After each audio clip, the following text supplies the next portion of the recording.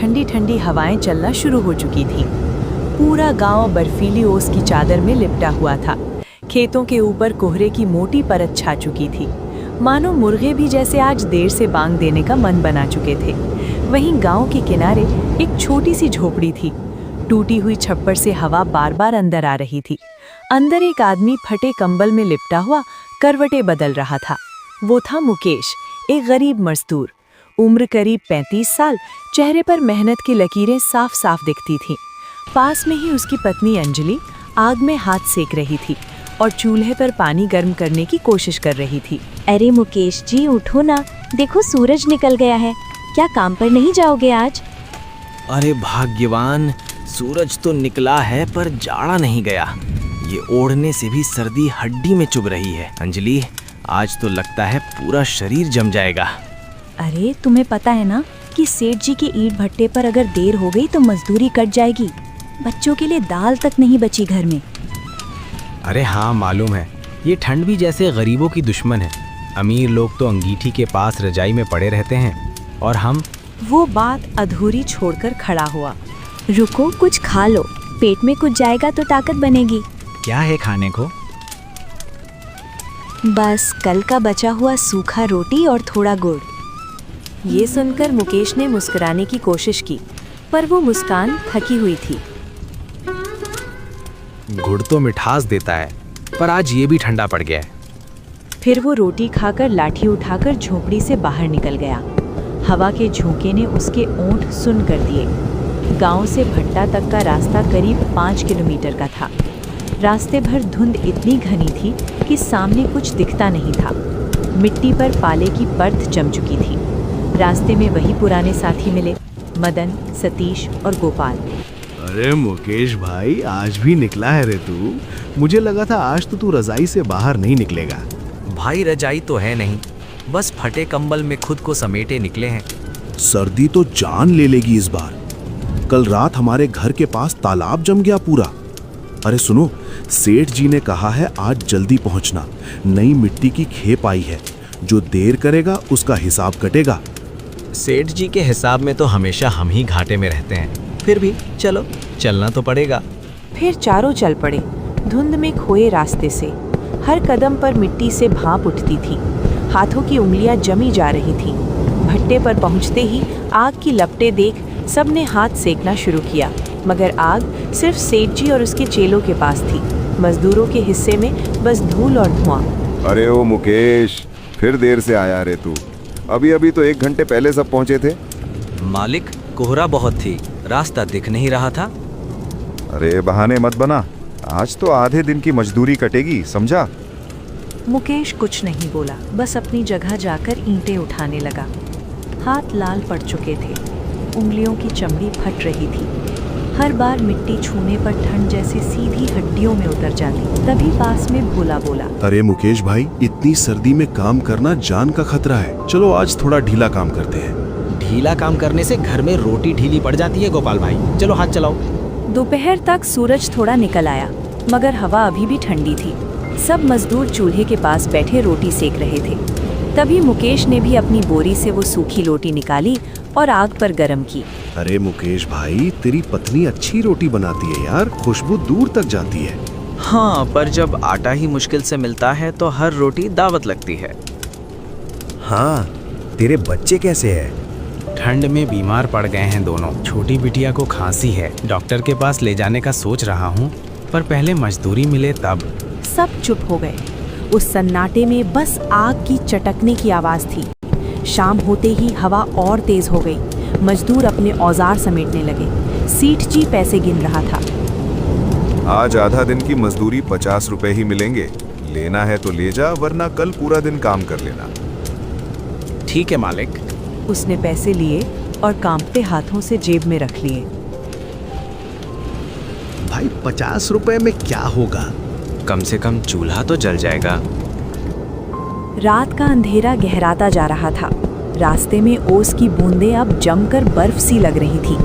मुकेश धीरे धीरे चलता हुआ घर लौटा। झोंपड़ी के अंदर अंजलि ने मिट्टी का चूल्हा जलाया हुआ था। वो बच्चों के लिए आलू उबाल रही थी। आ गए तुम? देखो आज बच्चों के लिए आलू उबाल रखे हैं। अच्छा किया आज तो भट्टे पर, ठंड ने तो जान ही निकाल दी। अरे मजदूरी मिली। आधा ही मिला, सेठ जी ने कहा, देर से पहुंचे थे। ये सुनकर अंजलि की आंखों में थोड़ी उदासी उतर आई।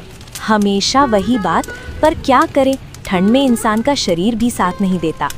हाँ, लेकिन जब तक सांस है काम तो करना ही पड़ेगा। वो दोनों बच्चों के पास जाकर बैठे। मुकेश ने अपनी बेटी राधिका के सिर पर हाथ फेरा। तभी राधिका धीरे से बोली, पिताजी बहुत ठंड लग रही है। अब नहीं लगेगी बेटा, अब ये कमीज तेरी ढाल है। तुम खुद ठंड में कांप रहे हो। अरे अंजलि, माँ बाप की ठंड बच्चों की गर्मी में ही गल जाती है। अब 3 दिन बीत चुके थे। सर्दी अब जैसे जान ले लेने वाली हो गई थी। हवा में नमी नहीं, सीधे बर्फ की सूइयां चल रही थीं। गांव की गलियां सूनी थीं। लोग दरवाजे बंद करके रजाई और अलाव के सहारे खुद को बचाने की कोशिश में लगे थे। पर मुकेश के घर में तो न रजाई थी न अलाव के लिए सूखी लकड़ियां। झोपड़ी के कोनों में हवा सीटी बजा रही थी, मानो कह रही हो, देखो कौन बच पाता है मुझसे। मुकेश, बाहर का दरवाजा कसकर बंद करो, हवा अंदर आ रही है। बच्चों के होंठ नीले पड़ गए हैं। अरे लकड़ी की कील निकल गई है, मैं रस्सी से बांधता हूँ। उसने टूटी रस्सी से दरवाजा कसकर बांधा और लौटा तो देखा सीमा ने बच्चों को अपनी गोद में समेट रखा है। पिताजी बहुत ठंड लग रही है, आग जलाओ ना। मुकेश ने चारों ओर देखा। लकड़ी नहीं थी, सिर्फ पुरानी बांस की टोकरियां और कुछ सूखे पत्ते। अंजलि, अब ये टोकरियां ही जलानी पड़ेंगी, नहीं तो बच्चे जम जाएंगे। पर यही टकरियां तो काम में आप ही हैं। जीने के लिए पहले सांस चाहिए, बर्तन बाद में काम आएंगे। उसने टोकरियां तोड़ी, चूल्हे में रखी और माचिस जलाई। थोड़ी देर में आग की लौ उठी, पर वो लौ इतनी कमजोर थी कि बस कुछ मिनटों में बुझने लगी। अंजलि, अगर कल तक लकड़ी ना मिली तो ये झोपड़ी भी बर्फ बन जाएगी। अगले दिन सूरज तो निकला, पर उसकी किरणों में भी गर्मी नहीं थी। पूरा गांव जैसे मौत की नींद में था। लोग घरों में बंद थे। खेतों पर अब बस सफेद बर्फ की परत जम चुकी थी। मुकेश ने बाहर झांका तो देखा कि हवा में कोहरा ऐसे घूम रही थी जैसे किसी भूत का साया हो।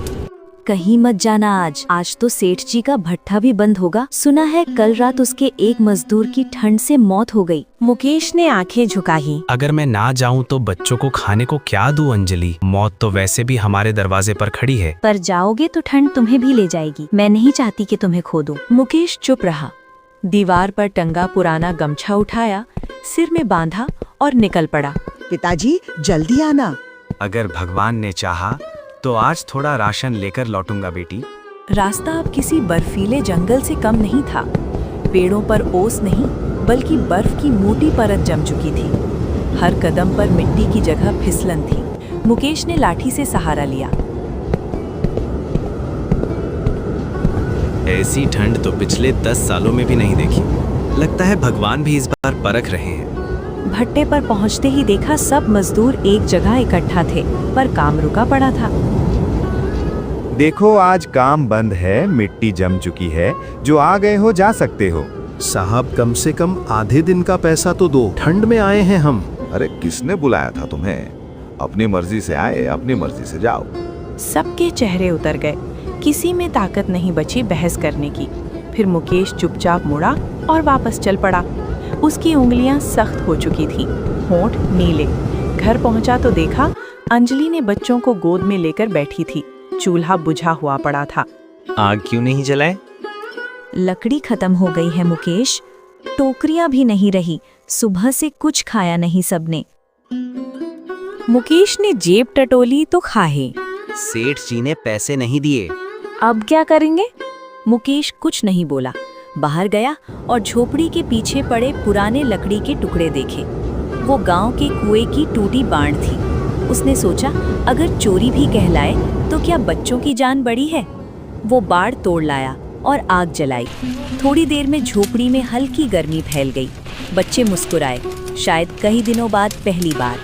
पिताजी अब अच्छा लग रहा है। बस यही आग जलती रहे बेटा, यही हमारी जिंदगी की आस है। 3 दिन बाद सर्दी और भी बढ़ गई।